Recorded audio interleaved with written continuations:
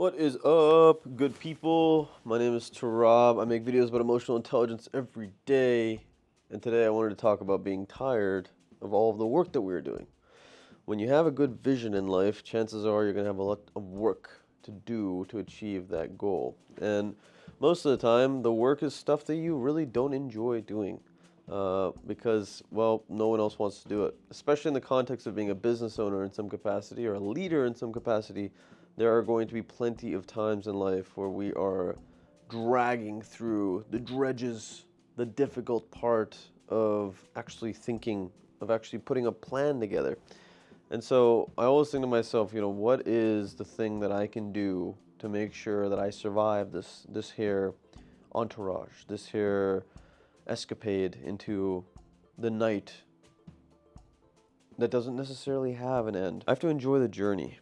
And I think about this consistently because, well, why do we do this in the first place? We get addicted to doing the work because the work keeps us away from feeling like we're not stagnating. It makes us feel like we're perhaps growing as individuals, contributing to society, doing something of meaning. And what better is there to spend our time with than to do something of meaning? So I have a mission to help as many people as I can achieve their control over their health, their control over their mind, their control over their destinies, perhaps. And I think to myself that I cannot give them this control, this power, if I do not give it to myself.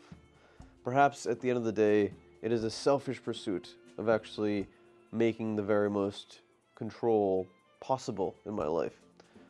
So what that often means is that when I come home from work, I am thinking about, okay, how do I make sure that I have all the systems and operations in place so that people like me can come into this organization from the very ground level and make it all the way to where I'm at without necessarily having to figure out everything on their own. Now that's something that's been imposed upon me by people that are wiser, people that have done it for many years and have spent a drastic amount of time writing all of these things out. A pseudo textbook for the people that will eventually one day replace them. And I think it's a genuine task to go about making the path that has been so difficult for you a little bit easier for the people that come behind you. I believe that's a fundamental of leadership, frankly, the service mindset. So in the pursuit of becoming the person that is hopefully more powerful, more useful for society, I have to think about a couple of different things. What are the qualifications for success, for instance? What does it mean to be wealthy? Is money more important, or is prowess, is a relationship, is a emotion more important?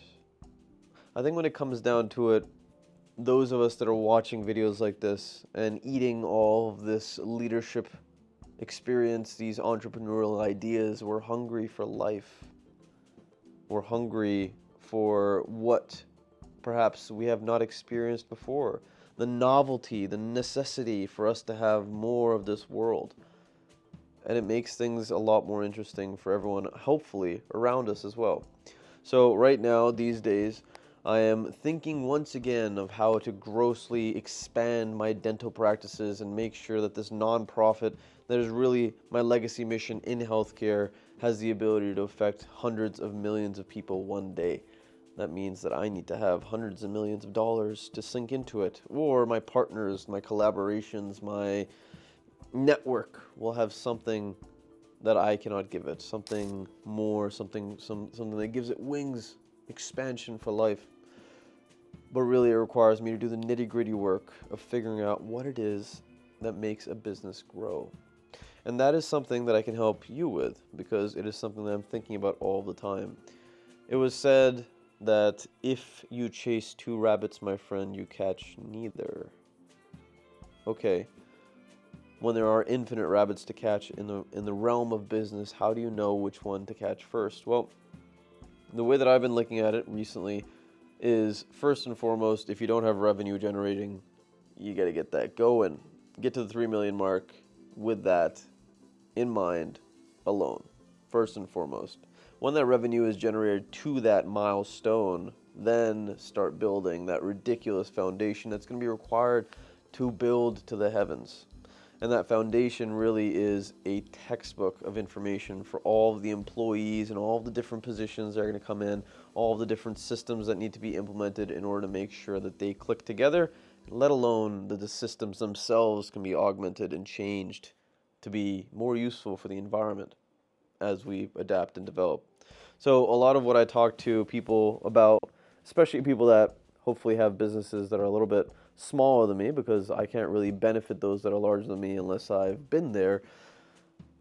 It's all about prioritizing which of the rabbits to catch. And most of the time it comes down to our poor leadership that is not allowing the organization to move forward. Something that I've been willing, especially of late, since those of you that have watched my video from me talking about myself and failing miserably in Spain and understanding the difficulties of being a young man in a world that requires quite a few scabs and cuts in order to see that we are useful.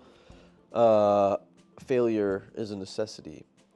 Failure is something that we have to embrace as leaders, but really what we have to embrace is the process of moving on, of saying, listen, my friend, you will be better tomorrow, but only if you so choose to pursue that betterment. I say to you that if you have $1 million business, if you have a $3 million business, if you have a $5-8 million business, if you have a $15 million business, always aim to surround yourself with people that you feel good being around, that you enjoy being around, that push you further in some capacity in your life. Mentors are the key here. So when chasing the rabbits, how do we know which one is the juiciest? How do we know which one is going to be the most beneficial? Well, chances are the one that has caught them all will know which one for us to chase. So I went to the 9-figure boardroom with Mr. Brandon Dawson and Miss Natalie Dawson and all of the wonderful speakers that they brought up. And they, after me haranguing them with a series of questions and making sure that they knew that there was a dentist in the room, basically spelled out exactly what I need to do in the next 24 to 36 months in order to make sure that I'm of use to their organization, but hopefully also to the world. And my aim currently is to be a part of 10X Dental, and actually the head of 10X Dental, so that I can help alleviate those tensions that society's lack of education has implicitly put onto their populace. The inability to brush our teeth properly, the inability to take care of ourselves more than we take care of our animals. The reality of the situation is our education system has failed us in a lot of ways. And a lot of the stuff that I do with this brand and a lot of the stuff that I end up doing with my actual main source of revenue generation is making sure that I'm actually spending the time and energy to put out those educational resources, let alone to encourage the community to utilize them in order to become better themselves, but also better for everyone else around them. Because a community well educated is probably a community worth living in. But regardless, it can be hard. It can be difficult to do all the work. And it can be difficult to say, how do I get a little bit better tomorrow when we know that we've strived so hard? Well, there's little hacks that we need to take. First and foremost, if you have started something, please, please, please finish it. It's called closing the loop. Now, does that mean that you need to stay up all night to finish that thing? If you have the energy and you have the sustainability, by all means. Me, I know that the task will take a few days to finish, and it is my responsibility to make sure that it's done correctly. So the other thing I would say, and this comes from personal experience, is don't take on too much at one time. Try your very, very best to really zoom in on that rabbit and say, listen, the other ones look good, they look close, but that's the one that I want. And by virtue of that, you must say no to things, no to beautiful opportunities that come up, things that I am learning. For if we make a reputation of ourselves for being someone that takes on many opportunities and does not capitalize on them, then perhaps we're teaching the wrong lessons. But failure is a part of life. And that's always the thing that I say to myself when I need that love. When I need that love from myself. Because who else is going to love you if not yourself? How are you going to learn to love others if not the imperfections of ourselves? My friend, in those moments that you feel you are at the edge of your wit, that you feel you have satisfied your ability, your quenched your thirst for doing the very most that day, pat yourself on the back for doing a good job. Actualize your potential catalyst. This world needs you. Take care of yourself. If you made it to this point in the video, smash that thumbs up button and throw me a comment. What is it that you do to soothe yourself? What is it that you're doing that requires you to be 1% better every day? I'll see you on the flip.